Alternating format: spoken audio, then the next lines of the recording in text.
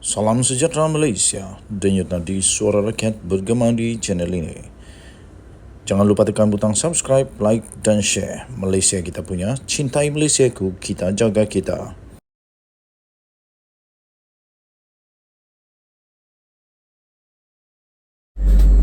Salam sejahtera Malaysia, ada satu maklumat terbaru yang amat mengejutkan tentang Jolo. Rupanya Jolo belum mati. Jolo belum mati. Menurut satu laporan, menurut satu kajian, menurut satu dapatan terbaru daripada Bradley Hope menyatakan bahawa Jolo sebenarnya bawa tahanan rumah di Shanghai. Hari itu kata Macau, sekarang kat Shanghai. Mana satu betul tak pastilah. Jolo dibawa tahanan rumah di Shanghai. Itu kata Bradley Hope. Siapa Bradley Hope? Kita kongsi bersama. Bradley Hope adalah seorang pengarang bersama buku terlaris mengenai skandal 1MDB, iaitu menolak andaian bahawa ahli perniagaan Malaysia yang menjadi buruan dan pelarian, iaitu Low Teck Jo atau Jolo, kini berada di Macau.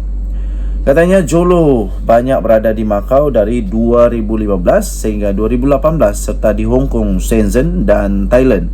Tetapi selepas kekalahan bekas Perdana Menteri Najib Razak pada pilihan raya tahun lalu, pergerakannya lebih terhad di tanah besar. Katanya kami di whale hunting, percaya dia berada di tahanan rumah di Shanghai. Itu ciap Twitter daripada Hope. Bradley Hope dalam ciapan di Twitternya dengan nama Twitternya Bradley Hope @Bradley Hope. Bradley Hope, dia kata Jolo was in Macau a lot from 2015 to 2018, as well as Hong Kong, Shenzhen and Thailand. But after Najib's election defeat, his movement were more restricted to the mainland. We at Whale Hunting believe he is under house arrest in Shanghai. Jadi kalau memang dah tahu dekat Shanghai, tangkap je lah. Dia mendakwa China telah menahan Low susulan rundingan dengan Malaysia. Tahniah, ini memang hebat. Kalau betul-betul telah menahan ini kerana rundingan dengan Malaysia, ternyata Anwar Ibrahim memang hebat. Ini juga kerana penaungnya dalam perkhidmatan pengintip, iaitu Sun Lee Jun, telah ditangkap dan rakan niaga di CCCC digulingkan. Tambahnya lagi, dia berubah daripada aset risikan menjadi liability selepas Najib diundi keluar, kata Hope. Bersama Tom Wright, Hope adalah pengarang bersama buku paling laris Billion Dollar Whale dan Blood and Oil, dan juga adalah finalis bagi hadiah Pulitzer dan pernah menjadi wartawan Wall Street Journal. Hope membuat ciapan demikian ketika mengulas laporan yang memetik SPRM sebagai berkata Suruhanjaya itu percaya bahawa ahli perniagaan yang dikehendaki di Malaysia itu sedang bersembunyi di Macau. Rupanya mereka tak setuju kalau Jolo berada di Macau, tapi mereka berkata Jolo berada di Shanghai di bawah tahanan rumah.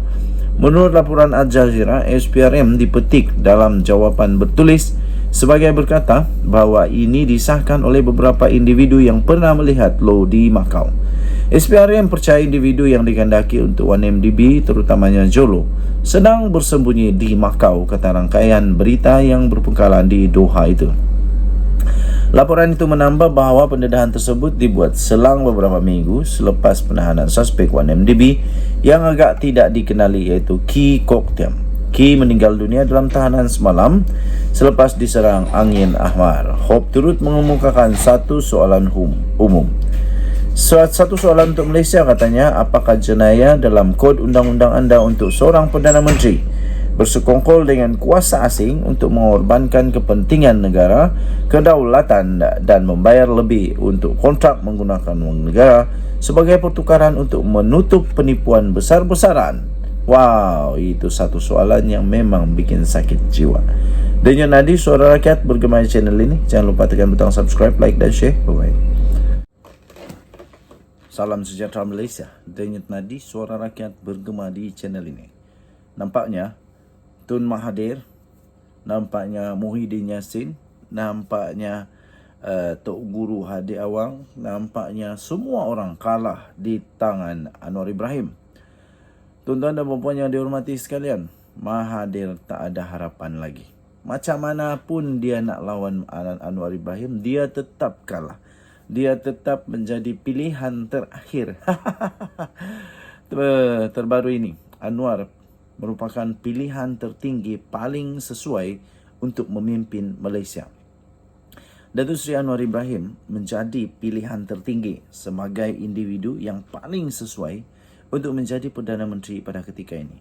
Dapatan tersebut adalah hasil daripada satu tinjauan pendapat awam yang telah dijalankan oleh Endeavour MGC membabitkan 1068 responden daripada semua kaum dan 791 responden Melayu yang dipilih melalui persempelan rawak berstrata.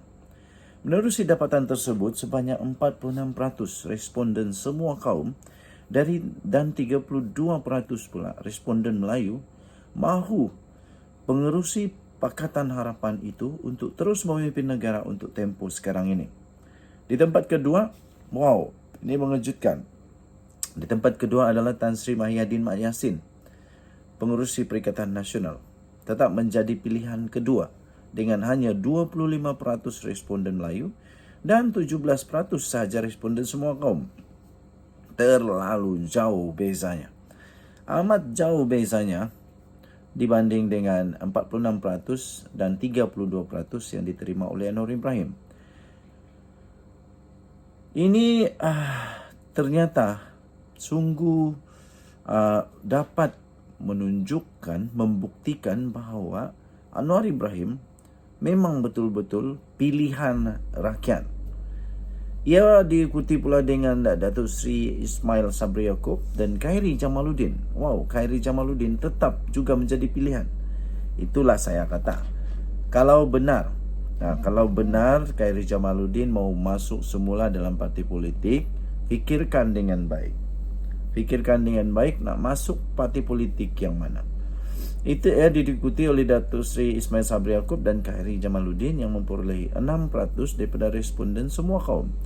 Manakala responden Melayu masing-masing 9% memilih Ismail Sabri dan 8% pula daripada Khairi Jamaluddin.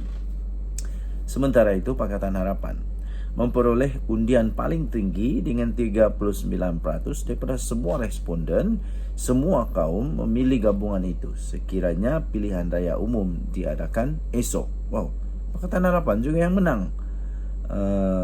Jadi Mahathir langsung tak ada dalam senarai. Dah terlalu tua agaknya.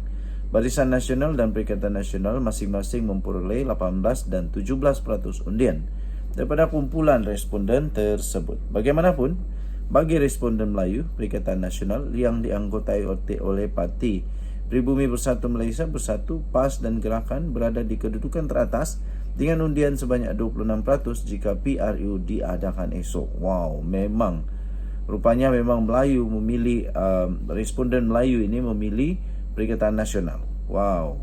Manakala BN ditangka kedua dengan 24% dan diikuti oleh Pakatan Harapan sebanyak 20%. Bagi soalan, apakah pertimbangan yang paling penting untuk memilih parti yang hendak diundi? Isu agama adalah paling tinggi dengan responden Melayu merekodkan 30%, manakala semua kaum sebanyak 22%. Sementara faktor calon pula menjadi pilihan kedua dengan masing-masing responden Melayu dan semua kaum memberikan undian sebanyak 27%. Tinjauan pendapat awam itu dijalankan dari 4 hingga 18 April lalu dengan margin kesilapan keputusan adalah antara 3 dan 3.5% berdasarkan bilangan pemilih berdaftar di Semenanjung setakat Jun 2022. Dari segi demografik, gender dan kaum, jumlah responden lelaki dan wanita masing-masing 50%, manakala kaum Melayu mewakili 62.2%, Cina 28.7%, India 8.2% dan lain-lain 0.9%. Kesemua mereka berusia di antara 18 hingga 60 tahun ke atas dengan golongan yang berumur 30 hingga 39 tahun adalah paling ramai, iaitu 26%. Dipetik sumber daripada astroawani.com, Berita Malaysia, Anwar pilihan tertinggi sebagai PM. Kaji selidik Endeavour MGC 421817. Dan Nadir Suara Rakyat bergema di channel ini. Bye-bye.